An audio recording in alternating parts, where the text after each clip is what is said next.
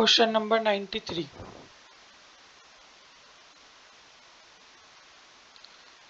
Glycerol is added in the assay of boric acid.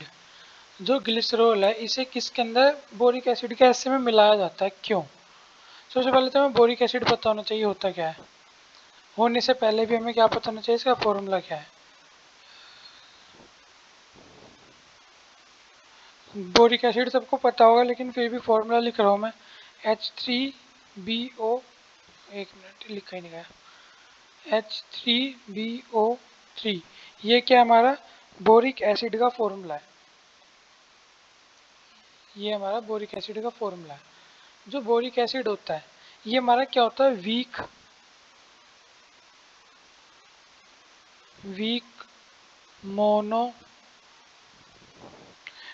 Mono basic acid होता है, मतलब mono base होता है। ये वो वाला बेसिक मत समझ लेना कि एसिड भी है बेस भी है। एक बेस नहीं होता, वो वाला बेस है। वीक मोनो बेसिक एसिड है। ये मैं वीक एसिड लिख दूँ, नहीं तो फिर कंफ्यूज रहेंगे। ये क्या हमारा वीक एसिड है। बोरिक एसिड हमारा क्या होता है, वीक एसिड होता है। इसका यूज़ हम सबको पता है बहुत से तरह के ऑइंटमेंट में, स्किन रैशेज के अंदर। और मैंने एक बार न्यूक्लियर वाला बताया था ना, न्यूक्लियर वेपन का जब इस्तेमाल हो जाता है तो भी इसका यूज़ होता है। बहुत सही मेडिकल प्रिपरेशन में भी क्या है, इसका यूज़ होता है। आई वॉश के अंदर भी क्या होता है इसका यूज़, आँख धोने के लिए भी क्या है बोरिक एसिड का यूज़ होता है। वो उसके अंदर परसेंटेज होती है इसकी, कितने परसेंट होता है, 0.1%। इस तरह परसेंटेज निर्धारित होती है कि अगर डिसइंफेक्टेंट की तरह यूज़ कर रहे हैं तो इतने परसेंट होना चाहिए, एंटीसेप्टिक की तरह कर रहे हैं तो इतने परसेंट होना चाहिए। वीक तो है ये, लेकिन अगर हम इसके अंदर ग्लिसरॉल ऐड कर दें, अगर हम ग्लिसरॉल को इस वीक बेस में अगर हम ग्लिसरॉल को इस वीक एसिड के अंदर ऐड कर दे तो हमारा जो ये प्रोडक्ट बनेगा वो क्या हो जाएगा, स्ट्रॉन्ग एसिड में चेंज हो जाएगा। और मतलब हमें वीक एसिड चाहिए तो मेरे मुंह से बार बेसिक निकल रहा है, आप समझते रहना, मैं एसिड ही बोल रहा हूँ। अगर हमें वीक एसिड है, हमारे पास वीक एसिड का कोई काम चाहिए तो हो ही जाएगा। और अगर हमें स्ट्रॉन्ग चाहिए होगा तो हम इसके ना ग्लिसरॉल मिला के क्या है एक उस रेंज पर आ जाता है कि इसकी प्रॉपर्टी भी बोरिक एसिड की रहती है और इसका एसिड नेचर भी क्या हो जाता है, स्ट्रॉन्ग। नेक्स्ट क्वेश्चन करते हैं। Which one of these is use in treating dandruff. इसके अंदर से कौन सा यूज होता है किसके अंदर, डैंड्रफ को ट्रीट करने में। डैंड्रफ तो सबको पता है, मुझे बताने की ज़रूरत ही नहीं है। उसका ऐड देख लेना हेड एंड शोल्डर का, वो हमेशा वही दिखाते रहते हैं। तो डैंड्रफ सबको पता है, अब चल गया होगा पता क्या होता है डैंड्रफ। जो ऐसा कंधे पे देखता है फिर सफ़ेद सफ़ेद सा आ जाता है, वही होता है डैंड्रफ। तो डैंड्रफ को ट्रीट करने के लिए हम क्या यूज़ करते हैं, इसे ट्रीट करने के लिए हम यूज़ करते हैं सेलिनम सल्फाइड। ये मतलब इनकी प्रॉपर्टी क्या है, ये क्या करता है, एक सीधी सी बात है, डैंड्रफ है ये फंगल ग्रोथ हो जाती है इसके अंदर मॉइस्चर के कारण स्कैल्प में, इसकी वजह से डैंड्रफ होता है। तो सबसे पहले क्या होगा, एंटी फंगल होगा, सीधी सी बात, एंटी फंगल।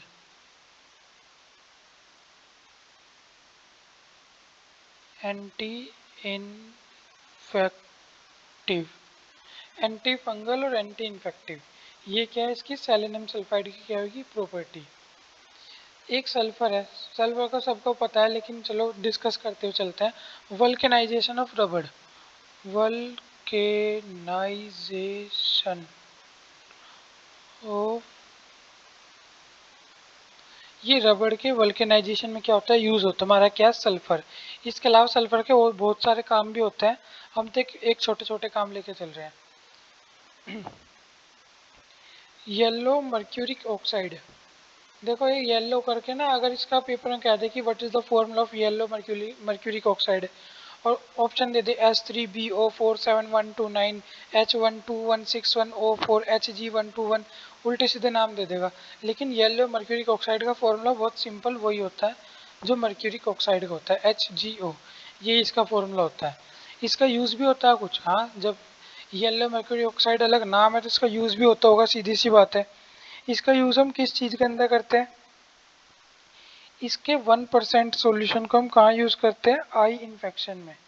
इसका 1% solution use in eye infection.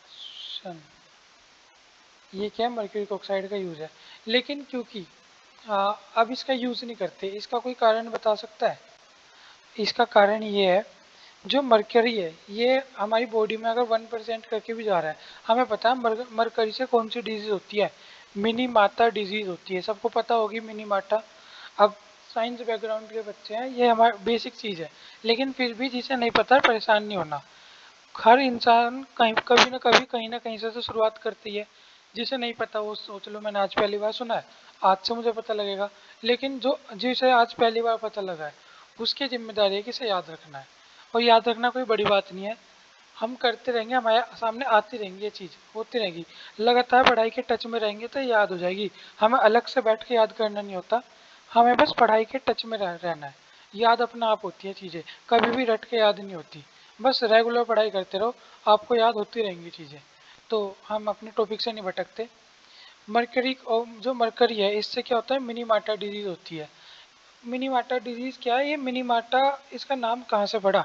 Japan का एक शहर है मिनीमाटा, वहाँ सबसे पहले इस डिजीज का पता लगाया गया था। कैसे? वहाँ ना जो वाटर था, समुद्र से जो मछली आते थे, उनके अंदर मरकरी कंटेंट था, और वो इंसानों ने खाया, तो इंसानों के अंदर भी क्या है, मरकरी चला गया, जिसकी वजह से मिनीमाटा डिजीज हुई। उनके हाथ पैर गलने स्टार्ट हो गए, बहुत सारी जेनेटिक डिजीज भी हो गई। और जेनेटिक डिजीज मतलब उन्हें उसे खा खा के उनकी पीढ़ी दर पीढ़ी खा रही थी, तो मतलब कुछ इस तरह की जीन में भी चेंज हो गया। वहाँ के लोगों के अंदर, एवरेज लोगों के अंदर बीमारी होने लगी मरकरी की वजह से ही। मतलब नॉर्मल इंसान पे भी मरकरी का लेवल ज़्यादा था बॉडी के अंदर। तब से क्या, मरकरी को एक पॉइजनस सब्सटेंस मान के इसके उस पर प्रतिबंध लगा दिया कि भाई इसका हम बहुत ज़्यादा ज़रूरी कोई चीज़ होगी तभी यूज़ करेंगे, वैसे हम हर नॉर्मल प्रिपरेशन में इसका यूज़ नहीं करेंगे। मरकरी का एक वो देखा होगा आपने, जो थर्मामीटर आते थे, अब तो डिजिटल आ गए। ये भी एक सरकार की मुहिम थी कि हम सीधा थर्मामीटर को बंद ना करें, डिजिटल निकाल दे जिसके अंदर मरकरी का काम नहीं होता। अब पहले जो मरकरी वाले थर्मामीटर आते थे, वो क्या करते थे लोग, क्या क्या वो टूटते बहुत ज़्यादा थे। हम मेरे ख्याल से मेरे हाथ से वो कम से कम 10-12 टूट गए होंगे जब से मैंने देखा आज तक। हाथ में लेती फिसल के टूट जाते थे, वो हल्का हल्का सा गिरती। वो जो मरकरी थी वो क्या होता था, हम बहा देते थे यहाँ से। अब किसी नाली वगैरह में चली गई, मान लो कोई वैसे ही फेंक दे, वो मरकरी इकट्ठा होके तो किसी ने मिट्टी के अंदर डाल दी, वो मिट्टी से किसी भी तरीके से कोई बच्चे ने खा ली, उसके अंदर मरकरी चली गई, पॉइजनस सब्सटेंस है। अगर बहुत थोड़ी बहुत मात्रा में तो तभी पर कुछ पता नहीं लगेगा, लेकिन जब भी इसका एक लेवल आ जाएगा मरकरी का कि हाँ अब ये अपना इफेक्ट शो करेगा, तो ये क्या पॉइजनस सब्सटेंस की तरह एक्ट करेगा, बीमारी करेगा मरकरी। तो इसमें भी ज़्यादा एक्सप्लेनेशन दे दी। मरकरी ऑक्साइड क्या है, येलो मरकरी ऑक्साइड का यूज़ 1% सॉल्यूशन इसका आई इन्फेक्शन में यूज़ होता है। आगे चलते हैं। जो हमारा यूसोल है, ये क्या सा सॉल्यूशन है, ये कॉम्बिनेशन का होता है सॉल्यूशन का। इसके अंदर क्या होता है, 1.25% weight by volume boric acid H3BO3, और क्या है 1.25% क्या है, क्लोरीनेटेड लाइम। जो लाइम तो हमें पता है ना, लाइम के अंदर क्लोरीन गैस एक्सिड होता है, ये होता है हमारा यूसोल। जिसे नहीं समझ आया वो सीधा याद रख ले, इंपॉर्टेंट टर्म है। यूसोल पूछ लेता है, यूसोल का एक कंपोजिशन क्या है, मोस्टली बोरिक एसिड के बारे में पूछता है, लेकिन बोरिक एसिड और क्लोरीनेटेड लाइम। क्लोरीनेटेड का मतलब है इस लाइम के अंदर क्लोरीन प्रेजेंट है, बस और कुछ नहीं है। नेक्स्ट क्वेश्चन पे चलते हैं। सल्फर इज यूज्ड एज, एक सल्फर हमने पढ़ा था वल्कुनाइजिंग एजेंट, देखो यहाँ यह सल्फर क्या है, वल्कनाइजेशन ऑफ रबड़ में यूज होता है, लेकिन यहाँ हमें ऑप्शन में ही नहीं दिख रहा है वल्कनाइजेशन ऑफ रबड़। तो एस्ट्रिंजेंट नहीं, एस्ट्रिंजेंट तो वो होता है जिसके अंदर एबिलिटी टू स्टॉप ब्लीडिंग, जिसके अंदर ब्लड को रोकने की क्षमता होती है, जैसे एलम फिटकरी, कट लग जाता है नाई के यहाँ तो क्या लगा देता है, फिटकरी लगा देता है ताकि खून ना निकले। तो ये तो एस्ट्रिंजेंट प्रॉपर्टी तो मरकरी के अंदर होती है, सल्फर में तो होती नहीं। प्रोटेक्टिव तो होता है जो स्किन क्रीम, सन स्किन क्रीम वगैरह लगाते हैं, प्रोटेक्ट करती है, ये भी नहीं है। जो हमारा ये वर्ड है ये क्या चीज़ है, इसके भी साइड, ये क्या है। अब हमें ये दो तो हमें पता लग गई, ये तो है नहीं। एक ये तीसरा वर्ड है, होगा तो यही आंसर। लेकिन अगर इसके बारे में कुछ पता लग जाए तो आगे तक भी याद रह जाएगा क्या चीज़ है। तो स्केबिसाइड क्या है हमारा? स्केबिसाइड, स्केबिसाइड का मतलब है which substance used in itching. मतलब ये क्या है, इसकी वही लिख देता हूँ मैं। It is used in intense itching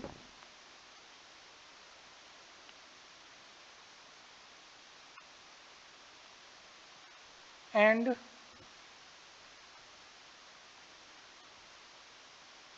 pimple like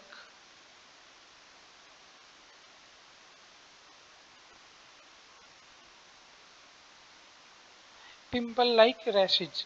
जब मतलब इंटेंस मतलब बहुत ज़्यादा खुजली टाइप से नहीं हो जाती, और उससे जो क्या नाम, एक पिंपल लाइक रैशेज होता है लाल लाल से उसके बहुत मोटा। सिंपल भाषा में से दाफड़ बोलते हैं।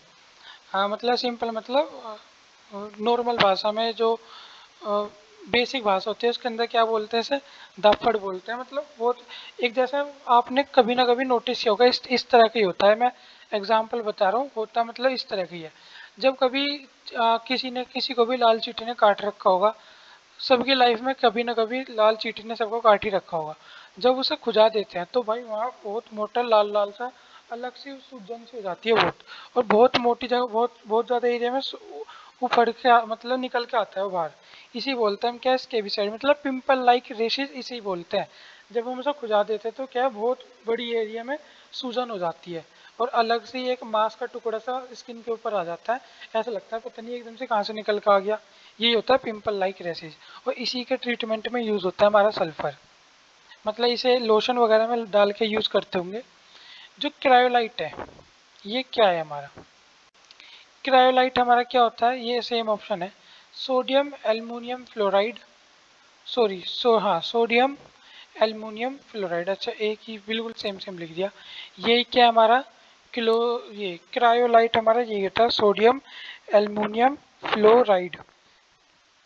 अब इसके बारे में भी कुछ पता होना चाहिए। वैसे इसका पूरा नाम अलग होता है, मैं पूरा नाम ही लिखवा देता हूँ पेपर में। क्या है मतलब वो भी पूछ सकता है ना इसका केमिकल नेम क्या होता है, तो हमें इसका केमिकल नेम भी पता होना चाहिए। Sodium hexa fluoride aluminate, sodium hexa fluoride alumni aluminate, LALMINE, एल्यूमिनिएट होगा ना, LMUNIATE, एल्यूमिनिएट, सोडियम हेक्सा फ्लोराइड एल्यूमिनिएट। ये क्या है इसका केमिकल नेम है। फॉर्मूला भी पूछ सकता है तो फॉर्मूला भी लिख लेते हैं यहाँ पे।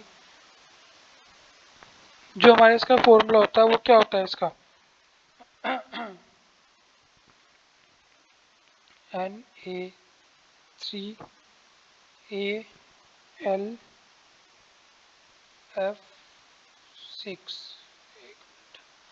Na3AlF6। Na मतलब सोडियम, Al मतलब एल्युमिनियम, F मतलब फ्लोरीन। सोडियम सॉरी Na3AlF6, ये क्या है इसका फॉर्मूला है। इसका कुछ यूज़ वगैरह भी होता है? हाँ इसका यूज़ भी होता है। कहाँ होता है हमारा, गिलास इंडस्ट्री में।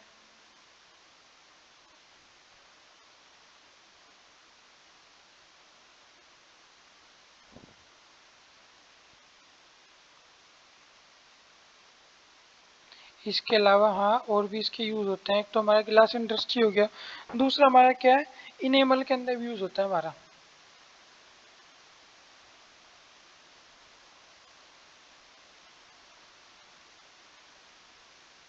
इनेमल ट्रीटमेंट में भी क्या है, क्रायोलाइट का यूज़ होता है। ये यहाँ विजिबल होगा जहाँ तक मुझे उम्मीद है। नेक्स्ट क्वेश्चन पे चलते हैं। Sodium fluoride is used as, आपने ऐड देखा होगा, पता नहीं कौन से कोलगेट का आता है, मतलब पेस्ट का आता है।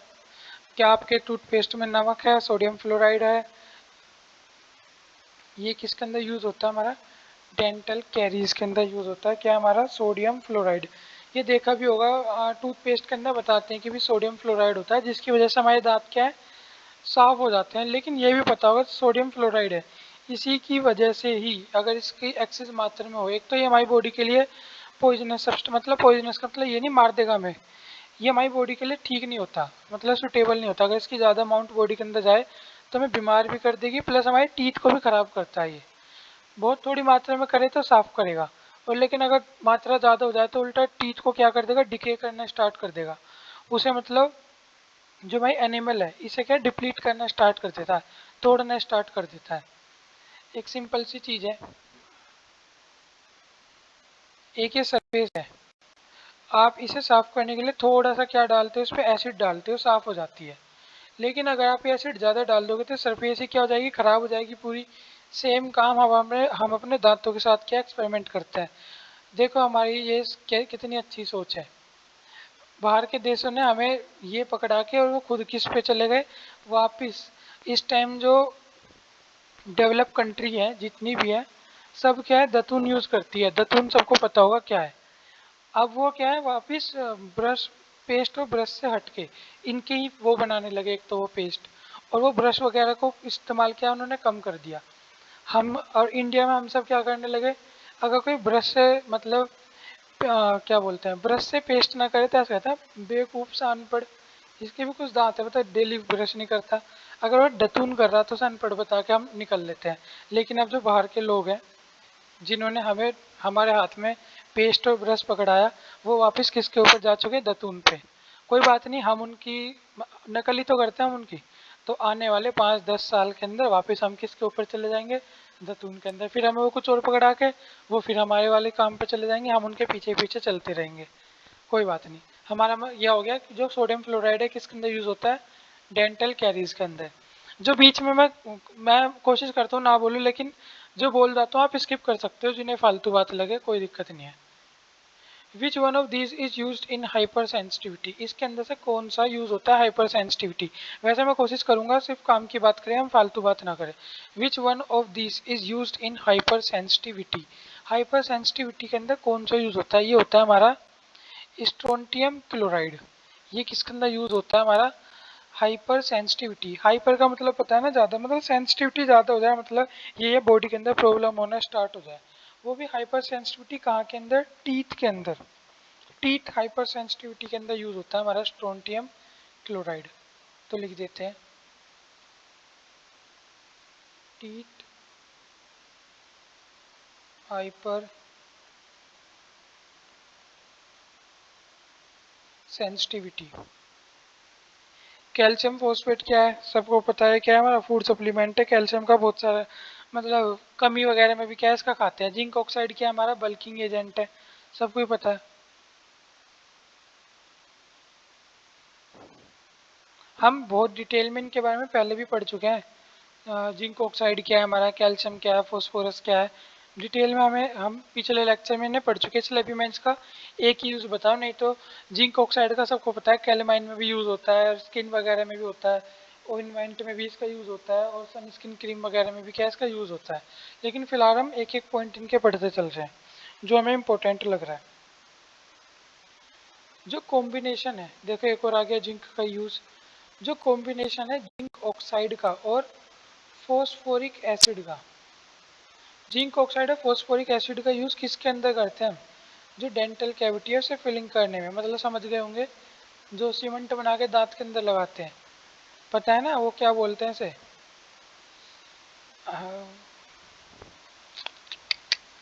जब किसी की दांत खराब हो जाते हैं उन्हें कहते हैं कि दांत के ऊपर वो करवा लिया, कैप चढ़वाने से पहले प्लस्तर बोलते हैं, क्या बोलते हैं उसे, सबको पता लग गया होगा। अब वो जो जब दांत खराब हो जाते हैं तो कैप चढ़वाते हैं दांत के ऊपर, कैप से पहले वो उस पर क्या है सीमेंट लगा के, उसका नाम होता है, मेरे नाम जस्ट ध्यान में नहीं आ रहा, मैं दांत के अंदर क्या है सीमेंट लगा के और उसके ऊपर कैप चढ़ा देते हैं डॉक्टर। तो उसके अंदर ही क्या इसका यूज़ होता है, उसे बोलते तो क्या बोलते हैं मेरे ध्यान नहीं आ रहा बिल्कुल। आरसीटी तो नस ब्लॉक के लिए होता है, और हमारा जो दांत के अंदर वो कहते हैं ना प्लस्तर, यही कहते हैं शायद, प्लस्तर चढ़वा ले, नहीं प्लस्तर नहीं,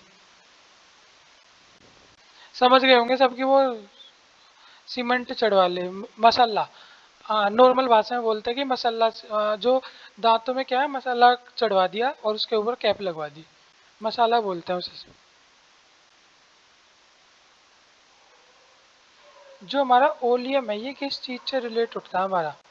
क्या ओलियम इज रिलेटेड विद, जो हमारा ओलियम है किस चीज से रिलेटेड होता है?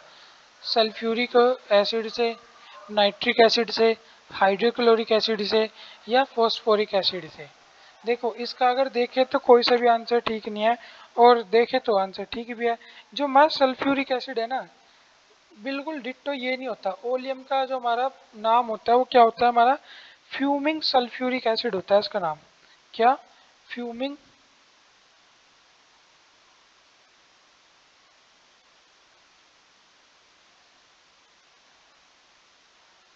ये होता है इसका नाम, फ्यूमिंग सल्फ्यूरिक एसिड। इसका फॉर्मूला भी पूछ सकता है, तो इसका फॉर्मूला भी मतलब पता होना चाहिए। इसका फॉर्मूला क्या होता है हमारा?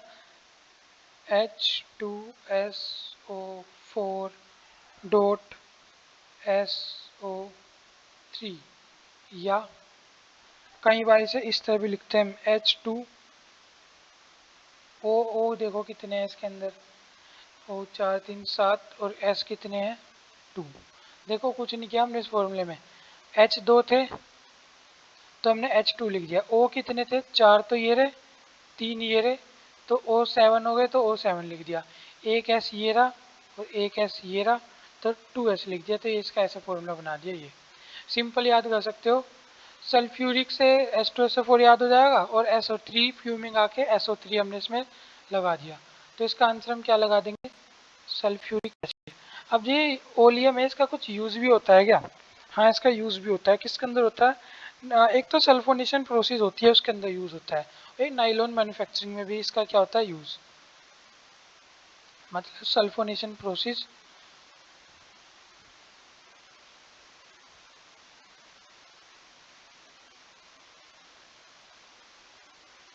और नाइलॉन मैन्युफैक्चर।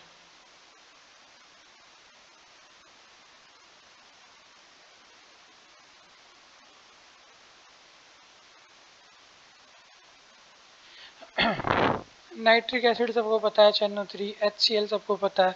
और इन दोनों के कॉम्बिनेशन से क्या बनता है हमारा? रॉयल वाटर एक्वारेजिया, पता है ना?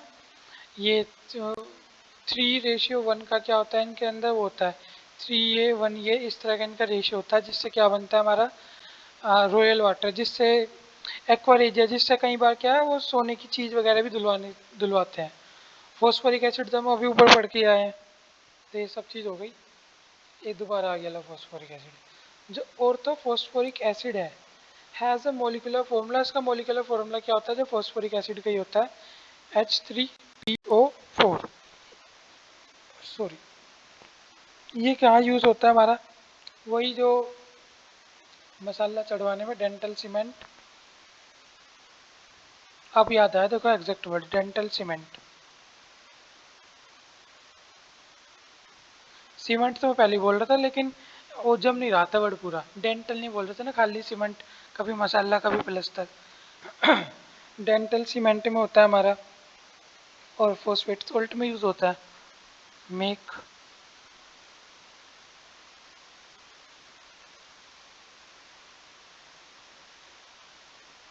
Phosphate salt. जो सोडियम हाइड्रोक्साइड है कंटेन करता है sodium carbonate as impurity due to. जो हमारा सोडियम हाइड्रोक्साइड होता है, सोडियम हाइड्रोक्साइड क्या होता है हमारा? NaOH। और सोडियम कार्बोनेट क्या होता है? Na2CO3। दोनों के फॉर्मूले लिख देता हूँ, लेकिन पता होना चाहिए, मतलब सीधी सी बात है। NaOH, ये तो क्या हो गया हमारा? Sodium hydroxide. और हमारा जो सोडियम कार्बोनेट है क्या होगा? Na2CO3। ये हमारा सोडियम कार्बोनेट है। जब भी सोडियम हाइड्रोक्साइड बनता है, हम इसे स्टोर करते हैं, तो इसके अंदर इम्प्योरिटी के रूप में क्या आ जाता है? Sodium carbonate. क्यों? क्योंकि जो हमारा एटमॉस्फेयर है वहाँ से क्या CO2 को एब्जॉर्ब कर लेता है। तो ये क्या कह सकते हैं? Absorption of sodium hydroxide contain करता है sodium carbonate as impurity due to absorption of CO2 during storage. जब स्टोरेज स्टोर करते हैं तभी CO2 को क्या कर लेता है? एब्जॉर्ब कर लेता है। मॉइस्चर को कुछ हद तक हम इसे गलत इसलिए कह सकते हैं, मॉइस्चर में मेनली एक तो हम ऑक्सीजन लेते हैं। दूसरा है स्टोरेज टर्म नहीं लिखा, तो हम इसलिए इसे नहीं मानेंगे। अगर हमें ए ऑप्शन नहीं होता ही नहीं हमारे पास, तो इसमें सबसे जो हमारा रिलेटिव ऑप्शन होता तब हम बी पे जाते। हम मानते कि मॉइस्चर के अंदर पूरा एटमॉस्फेयर है, तो वहाँ कार्बन डाइऑक्साइड भी तो प्रेजेंट होगी, तो उसे एब्जॉर्ब कर लेगा। और ड्यूरिंग स्टोरेज, स्टोरेज नहीं लिखा तो फिर हमें मानना पड़ता अपनी मर्जी से, लेकिन ये एग्जैक्ट आंसर मिल गया तो और ज़्यादा अच्छा है। Isotopes are nucleotide with, isotopes ये कुल मिला के इसकी डेफिनेशन पूछ रहा है। 1 मिनट मैं इस क्वेश्चन को क्या कर रहा हूँ, सर्कल। मुझे मैं आइसोटोप्स, आइसोबार, आइसोटोन्स तीनों बताने हैं, उसके बाद आप अपने आप इसे बताओगे। और इसके लिए थोड़ा स्पेस भी चाहिए, तो जहाँ नीचे स्पेस मिलेगा वहाँ करेंगे। अभी हमने इसे नहीं किया है, ठीक है। Which one of these is naturally occurring radio nucleotide, इसके अंदर से कौन सा नेचुरली अकरिंग रेडियो न्यूक्लियोटाइड है। ये हमारा कौन सा होता है, रेडियम 226। सबको पता है रेडियो न्यूक्लियोटाइड के फंक्शंस होते क्या हैं। which are of these particles bear no charge, इसके अंदर से कौन सा ऐसा पार्टिकल जिसके अंदर ना तो कोई चार्ज होता है और ना कोई मास होता। जो हमारे अल्फा पार्टिकल्स होते हैं ये क्या होते हैं, हमारे नेगेटिव चार्ज होते हैं। नेगेटिव से समझ जाओगे नेगेटिव। बीटा पार्टिकल क्या होता है, बी से बी पॉजिटिव नाम सुना होगा, तो ऐसे याद रख लेना। ये क्या हमारे पॉजिटिव होते हैं, और ये क्या होते हैं, हमारे न्यूट्रल होते हैं।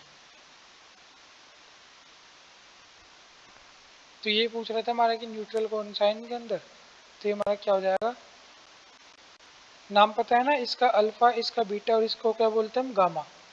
ये इस तरह लिखते हैं जब हम अपने हाथ से लिखते हैं, ऐसे आर बना के इसे ऐसे कर देते हैं, एक साइड बड़ी। अब यहाँ एग्जैक्ट नहीं बना मेरे से भी अच्छे से, ऐसे देख लो अभी तो। ये जैसे हम ऐसे आर बनाते हैं ऐसे ही तो होता है। ये एक साइज इसकी क्या होती है, बड़ी। इस तरह करते हैं, ऐसे ऐसे ऐसे। अब यहाँ नहीं बन रहा है माउस से मेरे पे, सबको पता है गामा कैसे लिखते हैं, मैं ऐसे ही बता रहा था। अगला, जो हाफ लाइफ होती है किसकी, रेडियो एलिमेंट्स की, इंडिकेट क्या करती है कि time of completion of disintegration, इसका डिसइंटीग्रेशन कितनी देर में होगा। हमें क्या पता है स्टार्ट कब से हुआ था, जो कंप्लीट का बताएंगे हम। Time of initiation of disintegration, disintegrate initiate कब से हुआ।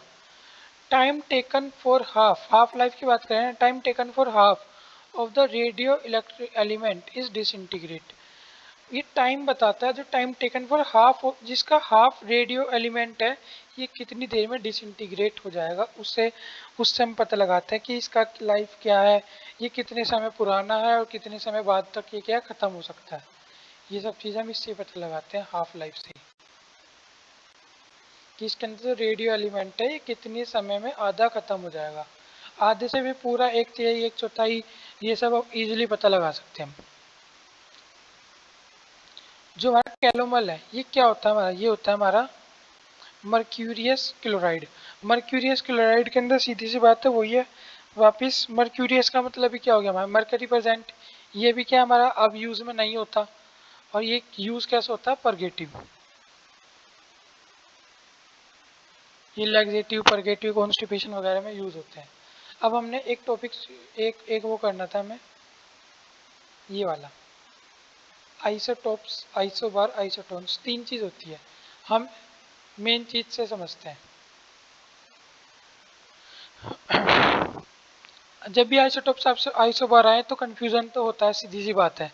अपने मन में मानो हाइड्रोजन के आपने सुना होगा वो प्रोटियम, ड्यूटीरियम, ट्राइटीरियम, ये सुना है ना।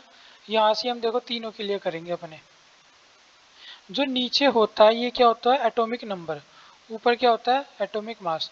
जो प्रोटियम होता है इसके अंदर 1 1 होता है। जो ड्यूटीरियम होता है इसके अंदर 1 और क्या होता है, 2 होता है। जो ट्राइटियम होता है ये क्या होता है, 1 3। जब भी इनका नाम आता है सबसे पहले आइसोटोप्स आता है। आइसोटोप्स में हमारे याद आता है प्रोटियम, ड्यूटीरियम, ट्राइटीरियम, और ये सबको आता होगा, बिना देखे भी इजीली बना सकते हैं।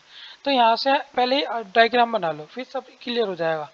ये क्या है, सब एटॉमिक नंबर है। मतलब जिसके अंदर सेम तो क्या होंगे, एटॉमिक नंबर होंगे, और डिफरेंट क्या होगा, मास नंबर होगा। ये हमारा क्या होगा, आईटी का मतलब आइसोटोप्स। इसके ही जस्ट उल्टा आइसोबार्स होता है। इसका मतलब कि यहाँ क्या होगा, सेम क्या होगा जिसके अंदर हमारा मास नंबर और वो एलिमेंट देगा आपको, एक एलिमेंट है उसका एटॉमिक नंबर, ये मास नंबर, ये ऐसे बता के कहेगा बताओ ये कौन सा ये क्या है, आइसोटोप्स है आइसोबार्स है, या डेफिनेशन पूछ लेगा तो डेफिनेशन यहाँ से निकाल रहे हैं। और जो हमारा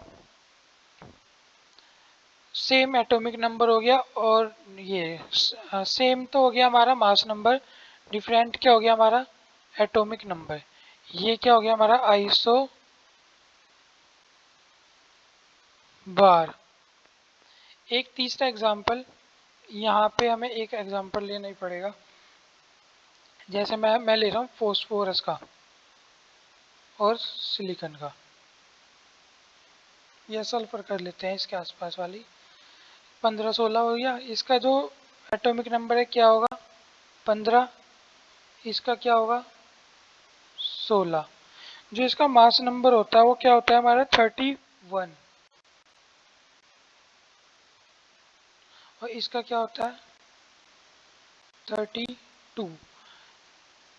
एक चीज याद रखना, जो इनका डिफरेंस होता है ना वो हमारा क्या होता है न्यूट्रॉन का नंबर होता है।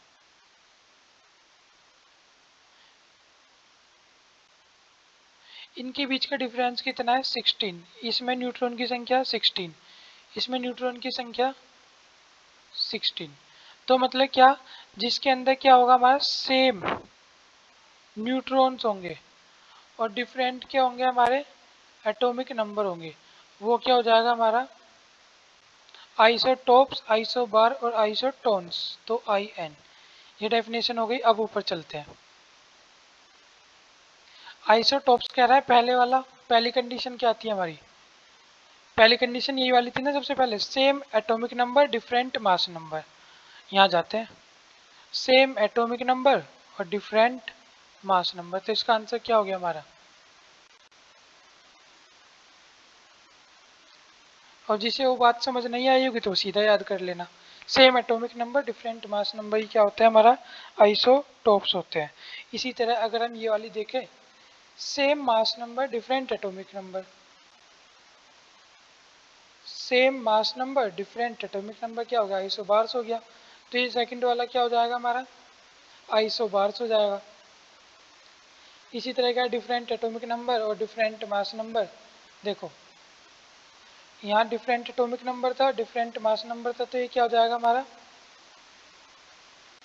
आ गया, ये क्या हो जाएगा आइसोटोप्स आइसोबार आइसोटोन्स हो जाएगा। इस तरह के ये होते हैं सब।